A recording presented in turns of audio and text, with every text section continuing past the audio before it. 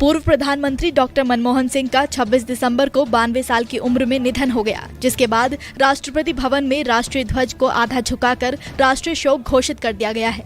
ऐसे में हम सभी के जहन में कई प्रकार के सवाल आते हैं कि आखिर मनमोहन सिंह के राष्ट्रीय शोक के दौरान क्या क्या होगा और किन किन नियमों के तहत उनका अंतिम संस्कार किया जाएगा।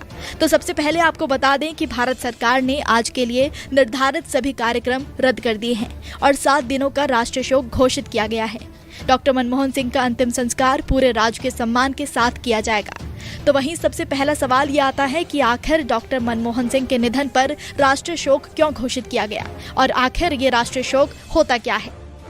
दरअसल देश में जब भी कोई बड़ा नेता, कलाकार या ऐसा शख्स जो अपने जीवन काल में राष्ट्र के लिए महत्वपूर्ण कार्य कर चुका होता है, ऐसे दिग्गजों के निधन पर ही राजकीय शोक की घोषणा की जाती है। पहले राजकीय शोक घोषित करने का अधिकार राष्ट्रपति के पास था। राष्ट्रपति केंद्र सरकार की सलाह पर राजकीय शोक घोषित करते थे, लेकिन नियमों में बदलाव के बाद अब ये अधिकार राज्यों के पास भी है। बता दें कि कई बार केंद्र और राज्य सरकारें अलग अलग राजकीय शोक घोषित करती हैं।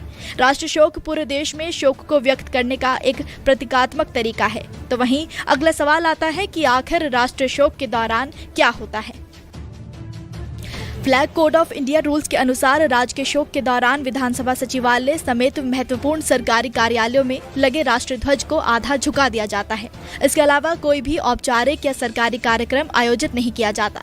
इस दौरान आधिकारिक मनोरंजन पर भी प्रतिबंध रहता है। तो वहीं इस दौरान सिर्फ खास काम ही किए जाते हैं।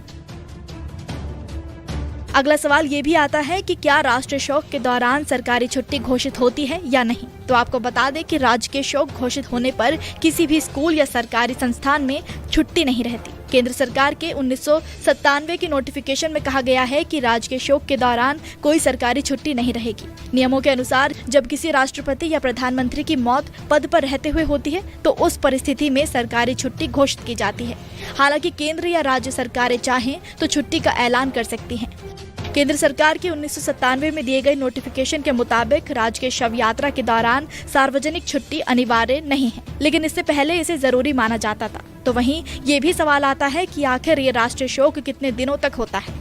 राजकीय या राष्ट्रीय शोक कितने दिन का होता है, इसकी कोई लिमिट नहीं है। सरकारें अपने हिसाब से राजकीय शोक का ऐलान करती हैं। उदाहरण के तौर पर जब पूर्व पीएम अटल बिहारी वाजपेयी की मौत हुई तो 7 दिन का राजकीय शोक घोषित किया गया था। जबकि पूर्व रक्षा मंत्री और पूर्व मुख्यमंत्री मुलायम सिंह यादव की मौत हुई थी तो 3 दिन का राजकीय शोक का ऐलान किया गया था। बता दें कि डॉक्टर मनमोहन सिंह के निधन पर सरकार द्वारा 7 दिन का राष्ट्रीय शोक घोषित किया गया है। पहले राजकीय शोक की घोषणा केवल केंद्र सरकार की सलाह पर राष्ट्रपति द्वारा की जाती थी, इसलिए इसे राष्ट्रीय शोक भी कहते हैं। हालांकि हाल के समय में नियमों के बदलाव के बाद अब राज्यों को भी यह अधिकार दिया गया है कि वो तय कर सके कि किसे राजकीय सम्मान देना है। इसके अलावा राजकीय सम्मान के साथ अंत्येष्टि पार्थिव शरीर को जिस ताबूत में रखा जाता है उसको तिरंगे में लपेटा जाता है। बंदूकों की सलामी दी जाती है। फिलहाल केंद्रीय कैबिनेट की बैठक होने जा रही है, जिसमें पूर्व प्रधानमंत्री को श्रद्धांजलि दी जाएगी। पूरे राजकीय सम्मान के साथ डॉक्टर मनमोहन सिंह का अंतिम संस्कार 28 दिसंबर को किया जाएगा। नमस्कार, मैं हूं मानक गुप्ता। अगर आपको हमारा ये वीडियो पसंद आया हो तो इसे लाइक और शेयर जरूर करें और हाँ, हमें सब्सक्राइब और फॉलो करना ना भूलें ताकि आप देश और दुनिया की कोई खबर मिस ना करें। तो जुड़े रहिए हमारे साथ और देखते रहिए न्यूज़ 24।